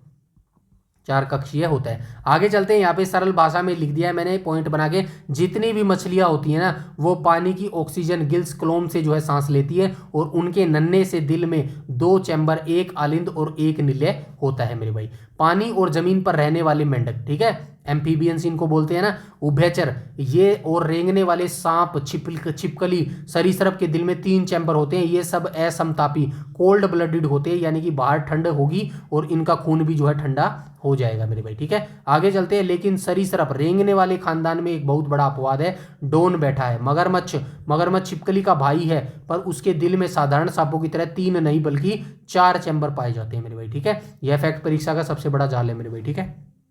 आगे चलते हैं, पॉइंट नंबर 6 को देख लेते हैं। एनसीईआरटी क्या बोलती है, पक्षी स्तनधारी चमगादड़ का असली राज। पक्षी और स्तनधारी समतापी होते हैं और हृदय 4 कक्षीय होते हैं। पक्षी और स्तनधारी की बात कर रहे हैं, स्तनधारी में कौन आएगा, हम मनुष्य जो है वो स्तनधारी में ही आते हैं मेरे भाई, ठीक है। तो हमारा दिल क्या होता है, हृदय जो है 4 कक्षीय होते हैं, 4 चैम्बर होते हैं मेरे भाई, ठीक है। याद रखना 4 चैम्बर होते हैं मेरे भाई, ठीक है। 4 चैम्बर ऐसे लिखेंगे ना, 4 चैम्बर होते हैं। आगे चलते हैं, स्तनपायी में नवजात के लिए स्तन ग्रंथियां, बाल और संवेद ग्रंथियां होती हैं। बस वही जो नवजात बच्चों होते हैं उनके पीने के लिए जो है माँ के अंदर जो है दूध की ग्रंथियां होती हैं, पता है ना आप सभी को। चलो आगे चलते हैं, चमगादड़ एकमात्र उड़ने वाला स्तनधारी है मेरे भाई। ये क्वेश्चन याद रखना, कई बार पूछा गया है, एकमात्र ऐसा स्तनधारी बताओ जो कि उड़ता है मेरे भाई। अब मानव उड़ थोड़ी सकते हैं, हम उड़ सकते हैं क्या, नहीं उड़ सकते ना, लेकिन एकमात्र चमगादड़ ऐसा स्तनधारी है जो कि उड़ता है। ब्लू व्हेल विशालतम स्तनपायी है, सबसे बड़ा स्तनपायी आपसे पूछ लेगा, आप बताएंगे ब्लू व्हेल है। हमिंग बर्ड सबसे छोटा पक्षी है जो आगे पीछे दोनों तरफ उड़ सकता है, इसका हृदय दर 1250 धड़कन पर मिनट होती है। शुतुरमुर्ग, एमू, पेंगुइन उड़ने में असमर्थ जो है पक्षी है मेरे भाई। ये सारे फैक्ट है, याद रखना, कहीं से क्वेश्चन आपसे पूछ लेगा। सरल भाषा में यहां से देख लेना, बिल्कुल आसान भाषा में यहाँ पे मैंने लिख दिया है, ठीक है। ये इनके फैक्ट भी मैंने लिख दिए, सब कुछ मैंने यहाँ पे लिख दिया है, बस आपको पढ़ना है मेरे भाई। और ये पीडीएफ भी यहाँ पर खत्म हो गई है मेरे भाई, ठीक है।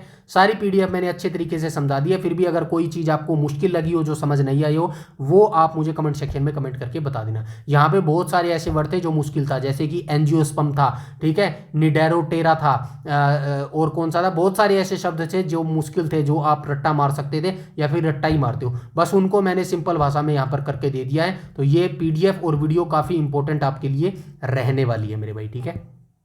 आई होप यहां तक सारी चीजें जो है क्लियर हो गई होंगी। अब हम चलते हैं इसके क्वेश्चनों के आंसर के ऊपर मेरे भाई, ठीक है। एक एक करके देख लेते हैं, फटाफट इस वीडियो को खत्म करते हैं। क्वेश्चन नंबर फर्स्ट में क्या बोला गया, क्वेश्चन नंबर फर्स्ट में बोला गया वर्गीकरण विज्ञान का जनक यानी कि फादर ऑफ टैक्सोनॉमी किसे कहा जाता है, जिन्हें जीवों के नामकरण की द्विनाम पद्धति विकसित की थी। अभी हम देख के आए द्विनाम यानी कि 2 नाम पद्धति मेरे भाई, ठीक है। 2 नाम यानी कि जंतु को जो है 2 नाम में बांटा गया था, एक तो वंश और एक जाति के नाम पर। तो किसने बांटा था मेरे भाई, कैरोलस लिनियस ने जो है ये बांटा था मेरे भाई, ठीक है। ऑप्शन नंबर डी यहां पर करेक्ट हो जाएगा क्वेश्चन नंबर फर्स्ट का।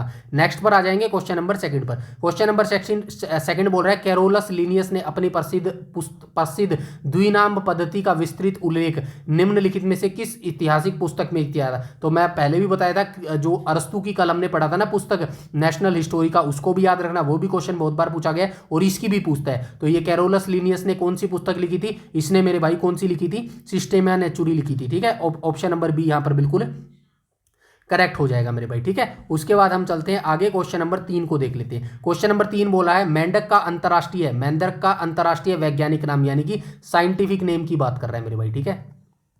साइंटिफिक नेम की बात कर रहा है। देख के आए थे ना, निम्नलिखित में से क्या है जिसमें उनकी विशिष्ट जाति छिपी होती है। तो भाई हमने देखा था इंसानों की देखी थी, यानी कि ह्यूमंस की देखी थी।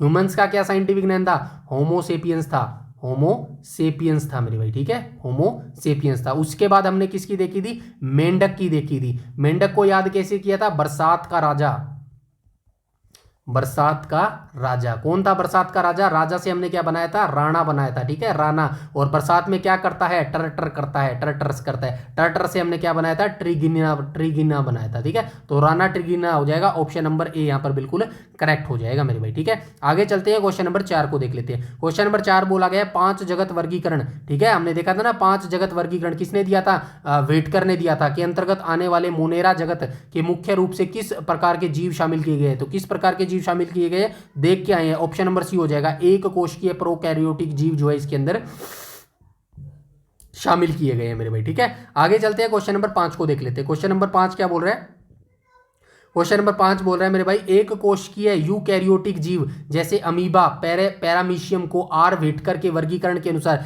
किस जगत के अंतर्गत रखा गया था, तो किस जगत के अंतर्गत रखा गया था, प्रोटिस्टा के अंतर्गत जो है ये रखा गया था मेरे भाई, ठीक है। ऐसे ही क्वेश्चन आपसे वहां पर पूछने वाला है वो मेरे भाई, ठीक है। तो चलिए आगे चलते हैं, बट डोंट वरी, अभी भी काम खत्म नहीं हुआ है। इतने क्वेश्चन अब आप लगोगे यार 25 क्वेश्चनों में से क्या होता है, तो यकीन मानना जो मैंने सारांश दिया ना वो पूरे चैप्टर का सारांश था मेरे भाई, वहां से कोई भी क्वेश्चन आप जो है निकाल लोगे। फिर भी अगर आप सेटिस्फाई नहीं हुए तो डोंट वरी, जब आपका एग्जाम डेट आ जाएगी ना नियर बाय, जब हमारी जो है प्रैक्टिस सेट स्टार्ट होंगे मेरे भाई, वहां पे इसी चैप्टर से वन डे एग्जाम्स के लिए वन लाइनर क्वेश्चन मैं निकाल के दूंगा, जहां पे आप ऐसे ही चाहते हो एक क्वेश्चन हो, नीचे ऑप्शन हो, बस दिया और करेक्ट किया, आगे बढ़ा, ये मैं आपको बाद में दूंगा, अभी लेकिन आपको ऐसे ही पढ़ना है मेरे भाई, ठीक है। क्वेश्चन नंबर 6 को देख लेते हैं। 6 क्या बोला गया, कवक वर्ग के मृतपोजीवी जीवों के शरीर के बाहर पाए जाने वाली कड़क कोशिका भित्ति मुख्य रूप से किस जटिल शकरा की बनी होती है। देखा था ना कवक की बाहर की जो बाहर का जो उसका शेल होता है, बाहर की जो परत होती है वो बिल्कुल कठोर होती है, किस शर्करा की बनी होती है, काइटिन की बनी होती है, ठीक है, काइटिन शर्करा की बनी होती है। तो बस ढूंढ लो, सेलुलोज की नहीं बनी होती, काइटिन की बनी होती है, ऑप्शन नंबर बी यहां पर बिल्कुल करेक्ट हो जाएगा। क्वेश्चन नंबर 7 को देख लेते हैं। क्वेश्चन नंबर 7 क्या बोल रहा है, वनस्पति जगत और पर्यावरण में दिखने वाला लाइकेन वास्तव में किन दो जीवों के बीच का एक अटूट सहजीवी। हमने देखा था, क्या देखा था, शैवाल देखा था मेरे भाई, ठीक है, शैवाल देखा था, और क्या देखा था, कवक देखा था, कवक देखा था। एक खाना बनाता है, एक घर बनाता है मेरे भाई, ठीक है, एक क्या बनाता है, खाना बनाता है, और एक घर बनाता है, ऑप्शन नंबर सी हो जाएगा, कवक और नील हरित शैवाल मेरे भाई, ठीक है। यहाँ पे देखो लाइकेन कवक और प्रकाश संश्लेषण करने वाले नील हरित शैवाल के बीच में एक स्थायी सहजीवी अंतर संबंध है, जहां शैवाल कवक का भोजन बनाता है मेरे भाई, खाना बनाता है, ठीक है। आगे चलते हैं मेरे भाई, ठीक है। क्वेश्चन नंबर 8 को देख लेते हैं। क्वेश्चन नंबर 8 क्या बोल रहे हैं, रूसी वैज्ञानिक था इवानोवस्की द्वारा खोजे गए विषाणु वायरस, इसको क्या बोलते हैं, वायरोलॉजी इसको बोलते हैं मेरे भाई, ठीक है। तो ये याद रखना, ये भी क्वेश्चन बहुत बार पूछा गया है। बताइए विषाणु या फिर वायरस की खोज जो है किसने की थी, इवानोवस्की ने की थी। विज्ञान में किसके बीच एक मुख्य संयोजी कड़ी माना जाता है, तो किसके माना जाता है, पादप जगत और जंतु जगत के बीच में, निर्जीव और सजीव के जगत में, बिल्कुल सही बात है, निर्जीव और सजीव के जगत में माना जाता है, ऑप्शन नंबर बी यहां पर बिल्कुल करेक्ट हो जाएगा। लिविंग और नॉन लिविंग के बीच में जो है मुख्य संयोजी कड़ी माना जाता है मेरे भाई विषाणु को, ठीक है, वायरस को मेरे भाई, ठीक है। आगे चलते हैं मेरे भाई, ठीक है। क्वेश्चन नंबर 9 को देख लेते हैं। 9 क्या बोल रहा है, पादप जगत यानी पेड़ पौधे की बात कर रहे हैं कि उस उपवर्ग का नाम बताइए जिसे पादप वर्ग का उभयचर, उभयचर देख के आए थे ना, उभयचर किसको बोला जाता है मेरे भाई, उभयचर कैसे लिखेंगे, ऐसे लिखेंगे, इंग्लिश में इनको क्या बोला जाता है, एम्फीबियन बोला जाता है, एम्फीबियन बोला जाता है। एम्फीबियन क्या होता है, एम्फीबियन वो होते हैं जैसे कि मेंढक जमीन पर भी रह सकता है और पानी में भी रह सकता है। तो क्या देखा था मैंने भाई, ब्रायोफाइटा देखा था, ब्रायोफाइटा देखा था हमने भाई, ठीक है, ऑप्शन नंबर सी यहां पर बिल्कुल करेक्ट हो जाएगा। आगे चलते हैं, क्वेश्चन नंबर 10 को देख लेते हैं। क्वेश्चन नंबर 10 क्या बोल रहा है, पादप जगत के अंतर्गत आने वाले कौन से पहले भूमिगत पौधे थे जिनके शरीर में जल और खाद्य पदार्थों के संवहन के लिए जाइलम और फ्लोवेन विकसित हुए थे। विकसित हुए थे किसके अंदर हुए थे मेरे भाई, टेरिडोफाइटा के अंदर हुए थे, ऑप्शन नंबर डी यहां पर बिल्कुल करेक्ट हो जाएगा। ये देखो टेरिडोफाइटा वह प्रथम स्थलीय पादप थे, मतलब स्थलीय यानी कि जमीन के ऊपर उगने वाले पहले पौधे थे जिनके अंदर जिनका शरीर जड़, तना और पत्ती में स्पष्ट रूप से विभाजित था मेरे भाई, ठीक है। हमने एक ऐसा पौधा देखा था ना जिसमें आप जो है डिफरेंस क्रिएट नहीं कर पाओगे कि भाई इसकी ना तो जड़ दिख रही है ना टहनी दिख रही है, कुछ नहीं दिख रहा, वो क्या था, वो काई थी मेरे भाई, काई थी मेरे भाई, ठीक है। आगे चलते हैं, क्वेश्चन नंबर 11 को देख लेते हैं। क्वेश्चन नंबर 11 बोल रहा है, उन सदाबहार बहुवर्षीय और काष्ठीय पहाड़ी पौधों को विज्ञान में क्या कहते हैं जिनके बीज बिल्कुल नग्न बिना किसी फल के आवरण के बाहर लटके होते हैं। दो चीज हमने देखी थी, एक तो बीज थे ठीक है, बीज थे जिनके ऊपर जो है आवरण नहीं होता, जिनके ऊपर जो है कोई भी कवर नहीं होता, मतलब कि उनको क्या बोला जाता है, नग्न बोला जाता है, मतलब बिना कपड़ों के बोला जाता है। तो हमने क्या देखा था, जिम्नोस्पर्म देखा था, और एंजियोस्पर्म इसका अपोजिट था, इनके ऊपर कवर था मेरे भाई, इनके ऊपर कवर था। दोनों चीज याद रखना है। तो क्वेश्चन नंबर 11 का right option option number B हो जाएगा, जिम्नोस्पर्म। ठीक है, आगे चलते हैं, क्वेश्चन नंबर 12 को देख लेते हैं। 12 क्या बोल रहे हैं, एंजियोस्पर्म पुष्पी पादपों के अंतर्गत आने वाले एक बीजपत्री पौधों की पत्तियों की नसों में किस प्रकार का विन्यास मुख्य रूप से दिखाई देता है, समांतर विन्यास पाया जाता है। ऑप्शन नंबर बी यहां पर करेक्ट हो जाएगा, क्वेश्चन नंबर 12 का मेरे भाई। ठीक है, आगे चलते हैं, क्वेश्चन नंबर 13, जंतु जगत के अंतर्गत, जंतु जगत यानी कि जानवरों के अंतर्गत आने वाले आदिम और सरल अचल संघ का नाम बताइए जिनके पूरे शरीर में बारीक छेद, मैंने बताया था ना, ऐसे एक जानवर बनाया था, उसके अंदर ऐसे ऐसे जो है छेद पाए जाते हैं मेरे भाई। ठीक है, इनके अंदर एक नली लगी होती है, उसी से जो है ये चलने का जो है काम करते हैं मेरे भाई। तो कौन सा था भाई, क्वेश्चन नंबर 13 का जो है राइट ऑप्शन जो है पेरिफेरा हो जाएगा मेरे भाई। ठीक है, ऑप्शन नंबर सी यहां पर बिल्कुल करेक्ट हो जाएगा। आगे चलते हैं, क्वेश्चन नंबर 14 को देख लेते हैं। समुद्र में रहने वाले उन छोटे छोटे जीवों के कैल्शियम आवरण वाले समूह को क्या कहते हैं जिनके मृत अवशेषों से समुद्र विशाल चट्टाने बना रही है, कोरल रीफ। अभी बात कर आए थे कोरल रीफ, दुनिया की सबसे बड़ी कोरल रीफ हमने कौन सी देखी थी, ऑस्ट्रेलिया में देखी थी मेरे भाई। ठीक है, ग्रेट बैरियर रीफ इसको बोला जाता है। तो मूंगा या कोरल हो जाएगा, ऑप्शन नंबर ए यहां पर बिल्कुल करेक्ट हो जाएगा मेरे भाई। नेक्स्ट पर चलते हैं, क्वेश्चन नंबर 15 को देख लेते हैं। 15 कह रहा है, समुद्र की गहराइयों में रहने वाले टोनीफोरा संघ समुद्री अखरोट के जीवों का वह कौन सा जादुई प्राकृतिक लक्षण है जिसके कारण वे अंधेरे में स्वतः चमकने लगते हैं। वही पटविजना जो होता है ना, रात के अंधेरे में चमकता है, प्रकाश संश्लेषण हो जाएगा मेरे भाई। ठीक है, क्वेश्चन नंबर 15 का राइट ऑप्शन क्या हो जाएगा, जैव प्रदीप्ति या जीव प्रदीप्ति हो जाएगा, ऑप्शन नंबर बी यहां पर बिल्कुल करेक्ट हो जाएगा मेरे भाई। ठीक है, आगे चलते हैं, क्वेश्चन नंबर 16 को देख लेते हैं। 16 क्या बोल रहा है, निम्टोडा संघ के गोल कृमि जैसे पेट के कीड़े, छोटे बच्चों के पेट के में कीड़े हो जाते हैं ना, गोल पाइपों के आकार के, उसी की बात कर रहा है कि शरीर के भीतर पाई जाने वाली उस नकली या झूठी खाली थैली नुमा गुफा को विज्ञान में क्या कहा जाता है, क्या कहा जाता है मेरे भाई। क्वेश्चन नंबर 16 का राइट ऑप्शन ऑप्शन नंबर जो है बी हो जाएगा मेरे भाई। ठीक है, कूटसिलोम या स्यूडोनोसिलोम इसको बोला जाता है मेरे भाई। ठीक है, आगे चलते हैं, क्वेश्चन नंबर 17 को देख लेते हैं। 17 क्या बोल रहा है, तो 17 बोल रहा है, किसानों के परम मित्र केचुए और खून चूसने वाले जोंक का शरीर सिर से लेकर पूंछ तक छोटे छोटे छल्लों में बटा होता है, इनका संबंध किस संघ से होता है। तो इनका संबंध जो है किस संघ से होता है मेरे भाई। क्वेश्चन नंबर 17 का राइट ऑप्शन क्या हो जाएगा, ऑप्शन नंबर ए हो जाएगा, एनेलिडा संघ से जो है इनका संबंध हो जाएगा मेरे भाई। ठीक है, आगे चलते हैं, क्वेश्चन नंबर 18 को देख लेते हैं। पूरी पृथ्वी पर पाए जाने वाले समस्त जीव जंतुओं में से जंतु जगत का सबसे बड़ा संघ कौन सा होता है, तो 80% जो है उसी के अंदर पाया जाता है, आर्थ्रोपोडा संघ हो जाएगा, ऑप्शन नंबर सी यहां पर बिल्कुल करेक्ट हो जाएगा। आगे आ जाएंगे नेक्स्ट क्वेश्चन, क्वेश्चन नंबर 19 पर। 19 बोल रहा है, आर्थ्रोपोडा संघ की प्रसिद्ध सीसी मक्खी अभी देख के आए थे ना, एक एक रोग कौन कौन फैलाता है, तो वो याद रखना, वहां से क्वेश्चन पूछता है कि काटने पर मनुष्य में कौन सी अजीब सी गंभीर बीमारी हो जाती है, अफ्रीकन निद्रा रोग या फिर नींद की बीमारी हो जाती है, ऑप्शन नंबर बी यहां पर बिल्कुल जो है हो जाएगा। ऑप्शन नंबर क्वेश्चन नंबर 20 को देख लेते हैं। 20 क्या बोल रहा है, कीट वर्ग के नियमों के अनुसार केवल उसे कीट माना जाता है जिसके पास 6 पैर हो, इसके आधार पर बताइए मकड़ी कीट वर्ग में क्यों नहीं आती है। तो क्यों नहीं आती है, क्योंकि मकड़ी के पास 10 पैर होते हैं मेरे भाई। ऑप्शन नंबर जो है यहाँ पर एक करेक्ट हो जाएगा, क्वेश्चन नंबर 20 का, यही है ना। परीक्षा में बहुत बड़ा अपवाद है, फैक्ट कीट इंसेक्टा की मुख्य पहचान 3 जोड़ी 6 पैर होना है। ठीक है, ये याद रखना, थ्योरी में हमने देखा था। आगे चलते हैं, क्वेश्चन नंबर 21 को देख लेते हैं। क्वेश्चन नंबर 21 क्या बोल रहा है, अत्यंत कोमल और मुलायम शरीर वाले मोलस्का संघ के जीवों जैसे घोंगा या सीप के बाहर पाए जाने वाले पत्थर जैसे कड़े आवरण का निर्माण किस रसायन से होता है। तो किस रसायन से होता है, कैल्शियम कार्बोनेट से होता है, ऑप्शन नंबर बी करेक्ट हो जाएगा, क्वेश्चन नंबर 21 का। आगे चलते हैं, क्वेश्चन नंबर 22 में क्या बोला गया है, तो 22 बोल रहा है, समुद्र में पाई जाने वाली स्टारफिश तारा मछली के पास चलने के लिए पैर नहीं होते हैं, वह किस विशिष्ट जल संवहन नाल तंत्र की मदद से समुद्र की रेत पर रेंगती है। तो वह वाटर वेस्कुलर सिस्टम की तरह की मदद से जो है वो समुद्र की रेत के ऊपर जो है चलती है मेरे भाई। ठीक है, आगे चलते हैं, क्वेश्चन नंबर 23 और 23 बोल रहा है, मछलियों के नन्हे से दिल में रक्त के परिसंचरण के लिए कुल कितने कक्ष या कोष्ठीय चैम्बर पाए जाते हैं। मनुष्य में कितने पाए जाते हैं भाई, मनुष्य में 4 पाए जाते हैं। किसकी बात कर रहा है, मछलियों की बात कर रहा है। तो मछलियों की देख के आए थे, कितने पाए जाते हैं मेरे भाई, इसके अंदर 2 कक्ष पाए जाते हैं, ऑप्शन नंबर ए यहाँ पर बिल्कुल करेक्ट हो जाएगा। ठीक है, आगे चलते हैं मेरे भाई। ठीक है, और क्या बोल रहा है 24, सरीसृप में कितने जीवों का हृदय सामान्य 3 कक्षों का होता है, परंतु इस वर्ग का कौन सा एकमात्र सबसे बड़ा अपवाद है जो जीव उसका हृदय इंसानों के पूरे 4 कक्षों की तरह होता है। तो क्वेश्चन नंबर 24 का राइट ऑप्शन हो जाएगा, ऑप्शन नंबर डी मगरमच्छ हो जाएगा मेरे भाई। ठीक है, आज का लास्ट क्वेश्चन देख लेते हैं, क्वेश्चन नंबर 25। ये कह रहा है कि पक्षी वर्ग की तरह आसमान में उड़ने की क्षमता होने के बावजूद चमगादड़ को पक्षी न मानकर 100% एक स्तनधारी जीव क्यों माना जाता है? क्यों माना जाता है? क्योंकि चमगादड़ रात में उड़ता है? ऐसा तो नहीं है। क्योंकि चमगादड़ के पास रीढ़ की हड्डी होती है? ऐसा भी नहीं है। और क्या हो जाएगा मेरे भाई? क्योंकि इसके पास अपने शिशुओं के पोषण के लिए स्तन ग्रंथियां होती है। ये बिल्कुल सही है, ऑप्शन नंबर सी यहाँ पर बिल्कुल करेक्ट हो जाएगा मेरे भाई। ठीक है, तो स्तनधारी एकमात्र ऐसा स्तनधारी है भाई चमगादड़ जो कि उड़ता है, याद रखना ये चीज। ठीक है, तो यहाँ पर हमारा जो है चैप्टर सेकंड कंप्लीट होता है मेरे भाई। ठीक है, चैप्टर सेकंड जिसका नाम था जीवधारियों का वर्गीकरण मेरे भाई। ठीक है, तो इसको मैंने कंप्लीट करवा दिया है, सिंपल भाषा में समझा दिया है। आई होप आपको सारी चीजें समझ आ गई होंगी।